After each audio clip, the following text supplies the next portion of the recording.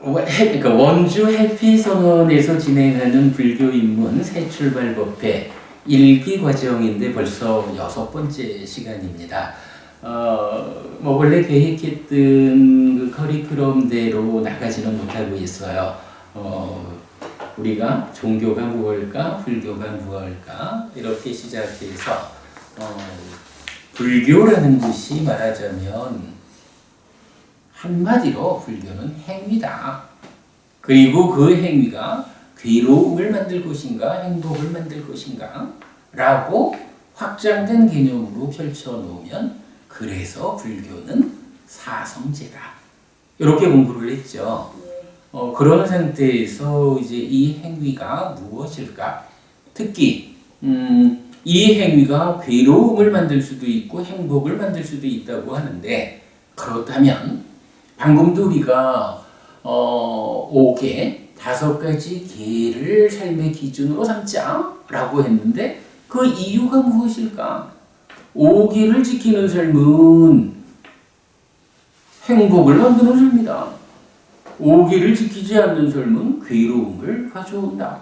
뭐 이런 기준이 명확하니까 내가 5개를 지키는 삶을 기준으로 하겠다. 이렇게 약속을 하는 거란 말이죠. 그래서 이제 불교 한마디로 말하면 행위입니다. 그럴 때 어떤 행위가 괴로움을 가져오고 어떤 행위가 행복을 가져오는지 이 질문에 대해서 부처님이 답을 해줘야 된다.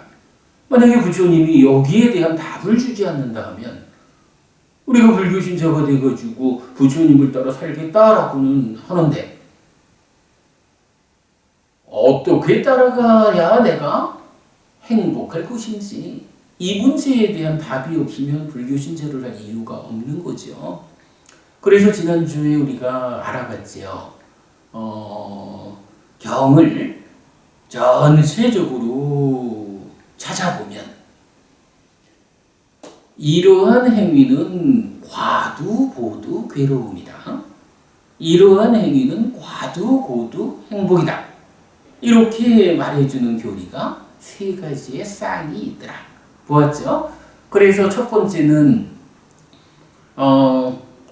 8정도에서 바른 삼매를 조금 더 상세히 설명하면 8가지가 10가지로 늘어나는데 요 10정도라는 것은 과두 고두 행복이다 라는 기준이 있었고 그 반대 그러니까 10가지 바른 길의 반대니까 10가지 삿된 길 이거는 과두 고두 괴로움이다 라는 것을 경전이 명확히 정의해 준다. 이것이 기준이다 라는 것을 알아보았죠. 근데 이제 뭐 8정도 10정도 이래 되면 이것은 일상의 삶을 포함해 가지고 수행이라는 영역에서 깨달음으로 이끌리는 사실은 우리가 불교 입문 새출발법회에서 접근하기에는 좀 높은 주제가 되죠. 그래서 그거는 좀 뒤에 보자 라고 말을 했고 그 다음에 두 번째 답이 있죠. 지난주 은희씨 그거 보았죠? 그 천수경에서 신묘장구 대다라니 다음에 뭐가 있더라? 할 때 십압참회가 있더라 하는 거. 그래서 십업이라고 하는 교리가 있는데 10가지의 업을 나쁘게 지으면 괴로움을 만들고 이럴 때 이거 십악업이라는 거죠. 또한 10가지 업을 좋게 지으면 행복을 만든다. 십선업 이래 되는 거죠. 이 십악업과 십선업이라는 것은 사실은 뭐 경전에 굉장히 많은 곳에서 십악업이 어떤 결과를 초래하는지 십선업이 어떤 결과를 초래하는지 그래서 우리가 십악업을 짓지 않고 십선업을 지어야 한다라는 부처님 가르침은 무지무지하게 많이 나와요. 오늘 우리가 마지막이니까야 41번 살라의 주민들 경이라는 경을 통해서 십악업이 구체적으로 무엇고 십선업이 구체적으로 무엇인지 공부를 할 거예요. 그런데 그거 말고도 예를 들자면 안구따라니까야 라는 경전 모음에 10개의 모음, 이쪽에서 보면 연속되는 60개의 경이 한결같이 시바겁은 이래서 안 된다. 십선업을 지어야 한다. 라고 반복 강조해주는 60개의 경이 그대로 이어서 시바겁과 십선업을 대비해서 설한다. 라고 하면 이건 뭐 그야말로 부처님이 제자인 우리들한테 얼마나 시바겁은 안 된다. 그거 하면 괴롭다. 십선업을 지어야 한다. 행복해진다. 라고 강조해 주는 것일지, 이렇게 강조해 주는 것에 대해서 우리는 명확히 알아야 된다라는 거 오늘 공부할 거고요. 그 다음에 세 번째 기준이 또 하나 있었죠. 뭐 화원환 이래 되면서 지난주 우리 히리 오따빠라는 말을 좀 보았죠. 자책에 대한 두려움으로 행위를 제어하는 거, 요거 히리라고 하는데, 뭐 예를 들어서 강목스님, 대림스님 계신 초기불전연구원에서는 양심이라고 번역을 했다. 오따빠라고 하는 것은 남의 책망이 두려워서 행위를 제어하는 거, 이런 의미인데, 역시 초기불전연구원에서는 수치심이라고 번역을 했다라는 것까지 지난주 소개를 좀 했죠. 제가 지금 불교 입문 책을 만드는 중에 지금 말씀드리는 이 내용은 좀 상세하게 설명이 될 거니까 그때 또 참고하기로 하고요. 자, 그래서 요점적으로 그겁니다. 불교가 한마디로 말하면 행위다. 그리고 그것이 어떤 행위는 괴로움을 만들고 어떤 행위는 행복을 만든다라는 이러한 이치 때문에 불교는 사성제다라고 확장이 된다라고 할 때 어떤 업이 괴로움을 만들고 어떤 업이 행복을 만드는가, 이 부분에 대한 부처님의 답이 명확해야 이제 우리가 불교 신자가 되어서 부처님의 제자가 되어서 살아갈 때, 은희 씨가 계속 질문했던 내용이죠. 구체적으로 어떻게 행위하란 말입니까? 어떤 행위를 해야 된다라고 부처님은 가르쳐 주신 겁니까? 이 부분에 대한 이야기 오늘 하자 그랬죠. 자, 아무튼 이제 세 가지 기준이 있는데, 뭐 그 중에 10업, 10악업과 10선업에 대한 이야기 오늘 시작하도록 하겠습니다. 자, 그런데 그 이야기를 직접 하기 전에 한 가지 좀 보고 가야 할 게 있어요. 오늘 제가 한 페이지짜리 교재를 하나 드렸죠. 오늘 드린 교재 보세요. 꿰뚫음경이라고 있어요. 안구따르니까야에 나오는 경인데, 이 경은 뭐 어떤 6가지의 주제에 대해서 부처님이 상세한 정의를 해주는 경인데, 그 중에 업에 대한 정의가 있어요. 업과 관련해서는 우리가 꼭 좀 보고 가야 하는 경이죠. 비구들이요, 업은 알려져야 한다. 업들의 인연과 기원은 알려져야 한다. 업들의 차별은 알려져야 한다. 업들의 보는 알려져야 한다. 업의 소멸은 알려져야 한다. 업의 소멸로 이끄는 실천은 알려져야 한다. 라고 이렇게 말했다. 이것은 무엇을 연하여 말했는가? 비구들이여, 의도가 업이라고 나는 말한다. 의도한 뒤에 또는 의도하면서 또는 의도를 원인으로 몸에 의해 말에 의해 의에 의해 업을 짓는다. 비구들이여, 무엇이 업들의 인연과 기원인가? 비구들이여, 촉이 업들의 인연과 기원이다. 비구들이여, 무엇이 업들의 차별인가? 비구들이여, 지옥을 경험해야 하는 업이 있고 축생의 모태를 경험해야 하는 업이 있고 아귀의 영역을 경험해야 하는 업이 있고 인간 세상을 경험해야 하는 업이 있고 하늘 세상을 경험해야 하는 업이 있다. 비구들이여, 이것이 업들의 차별이라고 불린다. 자, 제일 위에서는 의도가 업이다라는 말을 했어요. 요 이야기 오늘 제가 중점적으로 좀 소개를 할 거고요. 두 번째는 이 업의 인연과 기원이 무엇냐 하니까 촉이다 이랬는데 이 부분은 이제 교리적으로 좀 깊은 설명이 필요하니까 우리 뒤에 공부하기로 하겠어요. 그리고 세 번째로 업들이 차별이 있다. 그러니까 이런 업 저런 업, 어떤 업을 짓느냐에 따라서 차이가 있다 이런 얘기죠. 근데 그 차이를 어떻게 말하나요? 이런 업을 지으면 지옥을 경험해야 돼. 그러니까 이런 나쁜 짓을 하면 지옥 가는 거예요. 이런 이야기가 되겠죠. 그래서 내가 어떤 업을 짓느냐, 어떤 행위를 하느냐에 따라서 그 업들의 차별이 있는데 지옥으로 이끄는 업이 있고 축생, 짐승 세상으로 이끄는 업이 있고 악귀로 이끄는 업이 있고 인간으로 이끄는 업이 있고 하늘로 이끄는 업이 있다.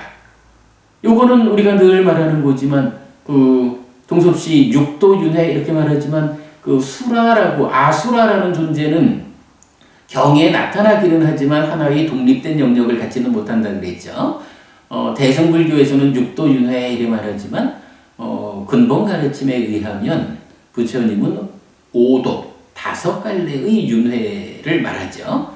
그래서 업을 지으면 그 5갈래 중에 어디로 이끄는 업이냐라는 것으로 업의 차별을 말한다. 이런 이야기죠. 그 다음에 네 번째입니다. 비구들이요. 무엇이 업들의 보호인가? 비구들이요. 지금 여기 금생이거나 걸어서 닿는 것 내생이거나 그 후에 오는 생의 세 겹의 업들의 보호를 나는 말한다. 비구들이요. 이것이 업들의 보호라고 불린다. 자, 우리가 업에 대한 이야기를 하면 과라는 것과 보라는 것을 구분해서 말하죠. 과는 뭐예요? 업을 지으면 그 업에 의한 하나의 직접적인 결과가 생긴다는 거죠. 보라는 것은 이렇게 생겨난 과가 생겨난 그대로 내가 경험하는 것이 아니라 예를 들어서 어떤 업을 지었는데 그 업의 그러니까 나쁜 업을 지어가지고 100짜리 괴로움을 만들었다. 그러면 내가 실제로 업의 결과를 경험할 때는 100이 생겨났으니까 100의 괴로움을 그대로 경험해야 되느냐? 그거 아니라는 거예요. 그거 아니고 이 과가 나한테 경험되는 시점에 이런저런 다른 조건들, 우리 다른 조건들에 대해서 지난주에도 몇 가지 알아봤죠? 몸이라는 것도 있었고 기후, 환경이라는 것도 있었고 고르지 못한 주의 집중 해서 우리가 어떤 곳에 마음을 쓰느냐 이런 것도 있었고 갑작스러운 의외의 변수라는 것도 있었죠. 이런 것들 다 어우러진 상태에서 업의 보가 함께 해가지고 경험을 하게 되잖아요. 그러니까 내 행위가 100짜리 결과를 만들었다 해도 내가 지금 어떤 환경에서 어떻게 사느냐에 따라서 100짜리 괴로움을 1000의 값으로 키워가지고 아주 많이 괴로울 수도 있고 아니면 100짜리 괴로움을 10으로 줄여가지고 아니면 1로 0.0001로 거의 왔다 가는지도 모르게 줄여가지고 겪을 수도 있는 거죠. 이런 걸 보라고 한다고 업장소멸 이렇게 말하는 거죠.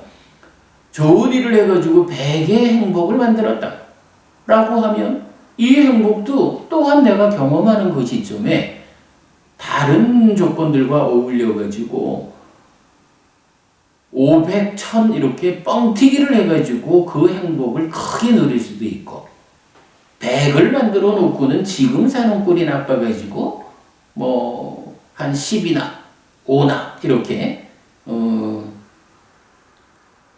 만들어져 있는 행복도 누리지 못하는 수도 있다. 이제 이런 거를 우리가 보호라고 말하는 거죠. 직접 경험하는 거. 근데 이제 여기서 중요하게 알아야 되는 게 그렇다면 이 보는 언제 경험하는 것일까? 내가 지금 어떤 악업을 하나 지어가지고 악업을 지으면 바로 그 자리에서 결과가 생기는 거예요. 근데 이 결과를 언제 경험해야 하는 것일까? 나쁜 짓을 했으니까 그 나쁜 짓 때문에 내가 괴로움을 겪어야 할 건데 이거 언제 겪는가? 라고 하는데 지금 이 경에서는 그 보라고 하는 것이 살아있는 동안에 겪을 수도 있고 아니면 죽은 다음에 바로 다음 생에 겪을 수도 있고 아니면 그 다음 언젠지 모를 미래 세상에서 겪을 수도 있다.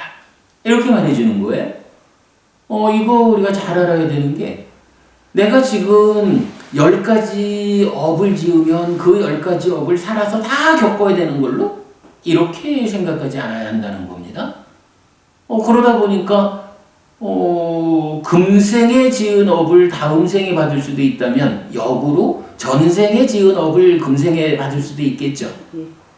아니면 전전전전생에 지은 거를 금생에 받을 수도 있겠죠. 이렇게 이제 그 보가 언제 받는 것이냐라는 시기에 대한 부처님의 답이에요.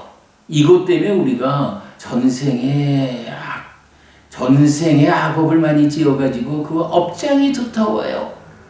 전생의 업보로 힘들어요. 하는 말을 할 수 있게 되는 거죠.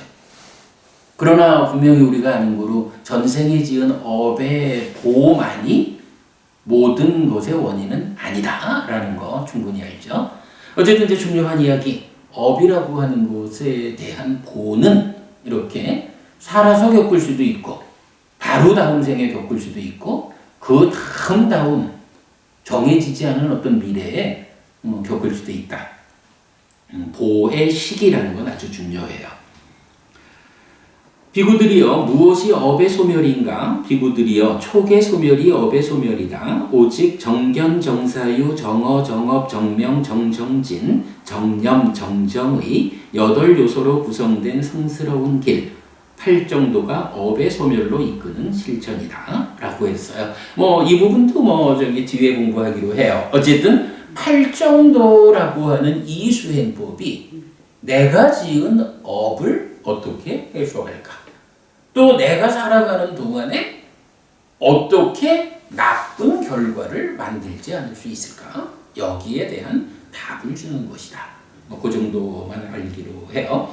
자, 그러면 여기서 이제 우리 촉과 관련한 2개는 이제 뒤로 미루고 한 가지 업에는 어떤 차별이 있느냐? 지옥, 축생, 악귀, 인간, 하늘 세상으로 이끄는 그런 업의 차이가 있다. 그러면 여기서 우리가 알아야 하는 것은 지옥으로 이끄는 업을 지을 것이냐? 아니다. 나는 그런 업은 짓지 않고 하늘로 이끄는 업을 지을 것이다. 요거 하나 보는 거예요. 그리고 업이라는 것이 이렇게 과를 만드는데 그것을 내가 직접 경험하는 보는 살아서 경험할 수도 있고 바로 다음 생에 경험할 수도 있고 그 다음 어느 미래세에 경험할 수도 있다. 요렇게 보의 시기에 대해서 명확히 알자라는 거고요. 그 다음에 이제 첫 번째로 나온 거 의도가 업이라고 나는 말한다 라고 했어요. 요 이야기는 잠깐 좀 설명을 하도록 하겠습니다.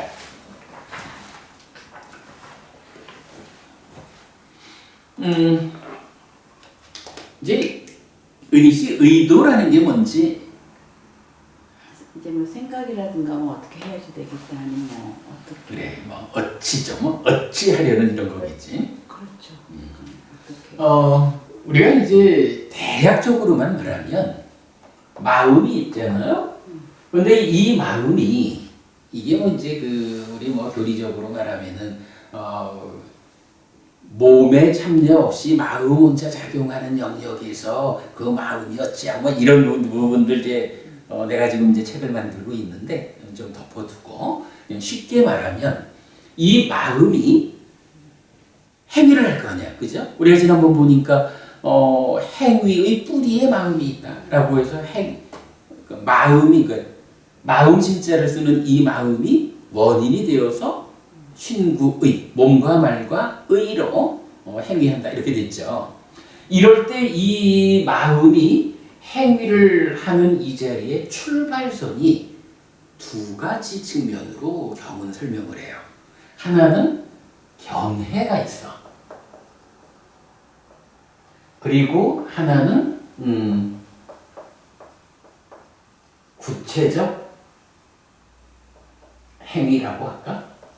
이게 이제 교리적으로는 윗닦아라고 하는 좀 어려운 용어가 있는데 그건 뒤에 보고 이런 이야기야.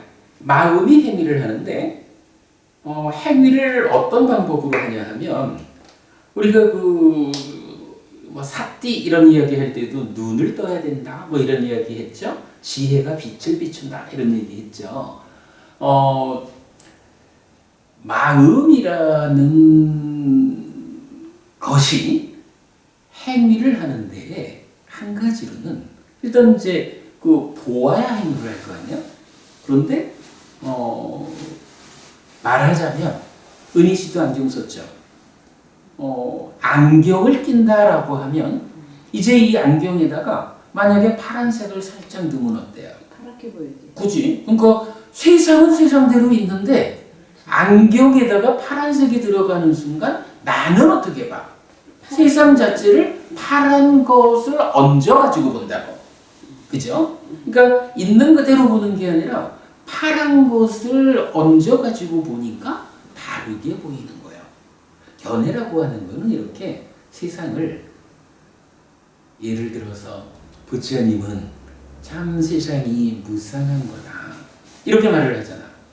그러면 존재하는 것들은 다 조건들이 결합해서 생겨나는 것이야. 요런 눈으로 세상을 보아야 하는데 실제로 사람들이 세상을 살아갈 때는 어떻게 살아가냐 하면 이게 뭐 조건들이 결합해서 생겨났다? 뭐 이런 생각 없이 그냥 있는 그대로를 본다고. 있는 만큼을. 그걸 뭐라 그래? 있는 항상하다라는 안경을 쓰고 세상을 보는 거야. 뭐 이제 요런 견해라는 것은 안경과도 같은 것이다. 은희 씨 파란 안경을 끼고 세상을 봐도 파랗게 보이는 그대로 이제 세상을 상대로 어떤 일을 하죠. 어떤 구체적인 액션이 있다고. 그게 이제 구체적인 행위야. 그런데 그러면 이제 이렇게 되겠지? 어떤 안경을 썼느냐라는 것이 밑에서 받쳐져 가지고 파란색으로 보이는 대로 세상을 상대로 어떤 행위를 한다. 이렇게 되겠죠. 그런데 이제 여기서 구체적 행위를 하는데 경은 이런 표현을 해요. 의도하고 기대하고 지향이라는 것이 있다. 의도, 기대, 지향이라는 과정을 거쳐가지고 사유한다. 그리고 사유한 다음에 몸으로 행위하고 말로 행위한다. 요렇게 이제 구체적 행위가 전개되는 걸 말을 해줘요. 몸으로 행위하는 거를 뭐라고 불러요? 신업 이렇게 말하죠? 말로 행위하는 것을 구업 이렇게 말한다고. 그리고 사유라는 것을 기본적으로 의라고 하는 마음으로 하는 업이다. 심이라는 마음하고 의라는 마음을 우리가 구분해서 보는 거예요. 뭐 뒤에 더 보기로 하고. 뭐 이럴 때에 이제 이게 바로 신, 구, 의, 삼업이 있다. 이렇게 말을 하는 거예요. 신구의 삼업. 그런데 이 신구의 삼업 앞에 의도라는 것이 있다 이거예요. 그러니까 먼저 대충 말하면 어떤 행위를 하자라고 할 때는 행위에 대한 대상이 있죠. 동섭씨라고 하는 대상이 있잖아요. 그러면 이제 동섭씨한테 어떤 행위가 진행이 된다라고 하면 첫째로는 동섭씨한테 내가 어찌 해봐야지. 어찌 해보려는 그런 의도라는 것이 있겠지 뭐. 그러면 어찌 하려고 할 때는 그러한 행위에 의해서 무언가 기대하는 게 있을 거야.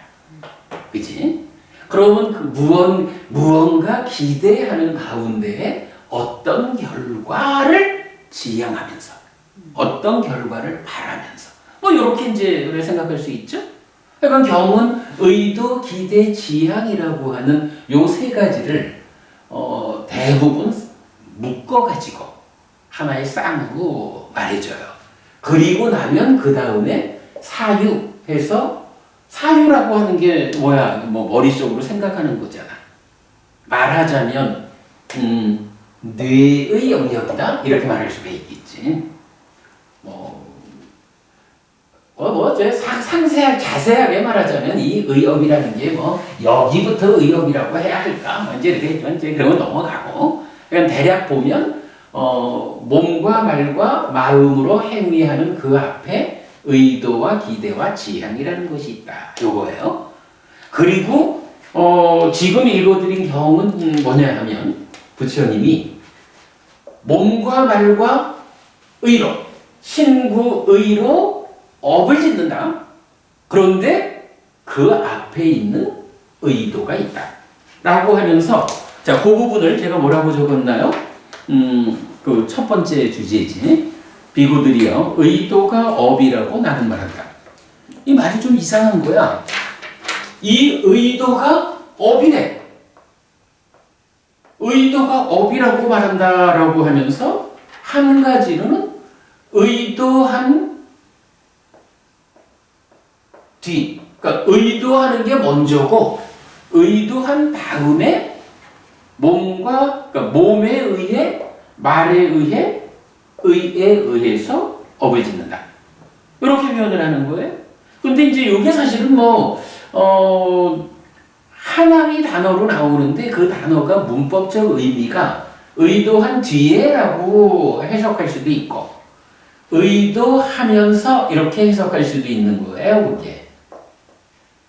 그럼 의도하면서 업을 짓는다라고 하면 뭔가? 몸으로 업을 지을 때도 의도하면서 몸으로 업을 짓는 거야.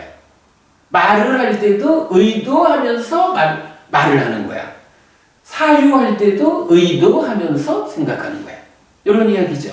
요거는 딱 잘라가지고 여기까지는 의도고 여기부터는 업이고 의도한 뒤 같으면 이렇게 되겠죠. 근데 의도하면서라고 말하면 그게 아니라는 거야. 의도라는 것이 있으면 의도가 쭉 의도하는 이게 쭉 진행되면서 의도하는 것이 몸으로 나타나기도 하고 의도하는 것이 말로 나타나기도 하고 의도하는 것이 생각으로 나타나기도 한다. 이런 이야기가 되는 거죠. 아니면 이제 의도를 원인으로 이랬는데 방금처럼 이렇게 의도하는 대로 몸으로 이런 식이니까. 그래서 하여간 이게 원래 이제 그 빨리 원어로는 찌따이뜨와라고 하는 하나의 단어인데 하나의 단어가 세 가지 의미를 가지기 때문에 이 부분을 우리가 좀 구체적으로 알아야 돼요. 근데 이제 어쨌든 대충 그렇게 말하고 중요한 건 뭐냐 하면 10업이라고 하는 10가지 업이 있다. 부처님이 이 10가지 업을 나쁘게 지으면 괴로움이 생기고 좋게 지으면 행복이 생긴다라고 했는데 그 몸과 말과 의로 짓는 업에 선행해서 의도라는 것이 있구나.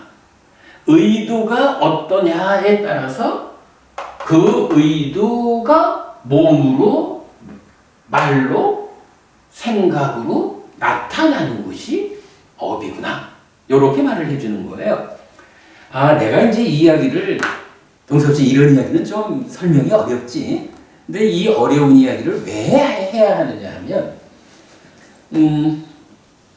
10악업 중에 첫 번째가 살생이잖아. 다른 생명을 해치는 거잖아요.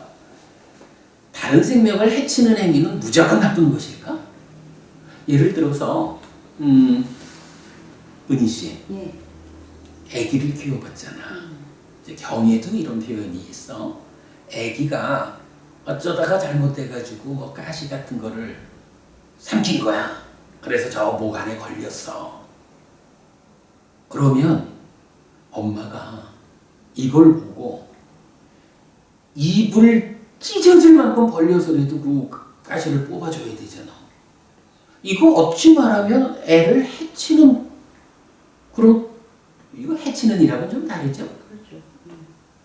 근데 똑같은 행위를, 안 그렇거든, 수없이? 똑같은 행위를 옛날에 이승복 어린이, 우리 어릴 때 참 많이 들으면서 컸지만, 엄마가 아이가 목에 가시가 걸려있다, 저거 뽑아주지 않으면 큰일 난다 해가지고 당장 아이를 고통스럽게 하더라도 하는 그 일을, 똑같은 행위를 나쁜 마음을 가지고 나쁜 의도를 가지고 해봐. 그거는 다르죠. 그죠? 이제 이런 부분 때문에 우리가 예를 들어서 생명을 해치는 것은 악업이다. 이건 괴로움을 받는다. 생명을 해치지 않는 거, 거들어 살리는 것은 선업이다. 이건 행복을 받는다. 라고 말할 때 이게 똑같은 행위만 놓고 보면 어떤 행위가 좋은 행위고 나쁜 행위요? 이 구분이 잘 안 될 수가 있거든요.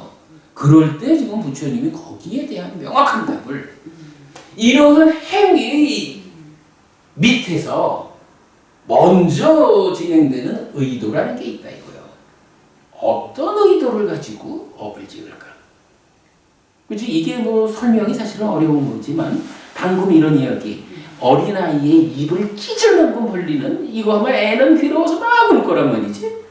이럴 때 이거를 어린아이, 그 사랑하는 아이의 커다란 고통을 해결해주기 위해서 그런 일을 하는 거, 그런 의도로 아이의 입을 찢듯이 벌리는 거하고, 이놈이 어디서 해가지고 정말로 아이를 해치느라고 입을 찢듯이 벌리는 거하고, 행위는 똑같지만 그 안에 작용하는 의도가 다르죠. 그럴 때 이 의도에 따라서 엄마가 아이를 위해서 이런 일을 하는구나, 아이를 해치려는 일이 아니라고. 그런데 정말로 이 나쁜 놈, 버릇없는 놈 이래가지고 그런 일을 한다면 그건 아이를 해치는 일이란 말이지. 그러니까 구체적인 어떤 그러니까 직접적인 눈에 드러나 보이는 행위 이전에 그 밑에서 작용하는 의도가 있다. 동섭 씨한테 어찌 해보려는 마음을 가지고 말을 하고 몸을 움직여서 행위를 한다고, 그죠? 이런 의도라는 것이 있다. 경에서는 이 부분을 그러니까 마음 신체를 쓰는 마음이 몸과 말과 의라는 마음으로 행위를 하는데, 업을 짓는데 그 중간 과정을 설명을 해준다고. 한 가지로는 견해라는 안경을 쓰는 거. 그래서 우리가 이건 늘 무상하다. 우리가 종교가 무엇냐 하는 데서도 우리 그 얘기부터 했죠. 그죠? 그래서 세상을 어떻게 보아야 하느냐 라는 이 견해라는 것 위에서 어떤 안경을 썼느냐의 상태에서 진행되는 이 삶의 과정을 설명하는데, 이런 생각한다라는 그 사유의 앞에서 선행해서 의도, 기대, 지향이라는 게 있다. 다 적어두고 이런 의도라는 요 의도를 두고 부처님은 이 의도가 바로 업이다. 내가 어떤 의도를 가지고 몸과 말과 마음으로 행위하느냐, 이거 의도한 그것이 업이고, 그 의도한 그것을 몸으로 나타내느냐, 말로 나타내느냐, 생각으로 나타내느냐, 이런 의미를 말하고 있다라는 거예요. 이게 사실은 좀 어려운 이야기이긴 한데 그냥 한마디로 기억만 합시다. 부처님은 의도가 곧 업이다 라고 말씀하셨다. 그래서 몸과 말과 마음으로 내가 어떤 행위를 한다라는 이것보다 더 중요한 것은 내가 어떤 의도를 가지고 몸을 움직여서 행위하는 것일까? 어떤 의도를 가지고 말로 행위하는 것일까? 어떤 의도를 가지고 생각, 사유라는 의업을 짓는 것일까? 라는 의도라는 부분은 우리가 아주 주목해야 해요. 바로 이제 요 이야기, 의도가 업이다라고 부처님은 말씀하셨다. 의도하면서 그 의도를 몸으로 드러내면 신업이고 말로 드러내면 구업이고 생각으로 드러내면 의업이다. 요 구조를 먼저 알고 가야 한다라는 것 때문에 꿰뚫음경 소개해드렸어요. 자, 거기까지 우리 준비 과정으로 말하고 이제부터 살라의 주민들 겸 보도록 하겠습니다.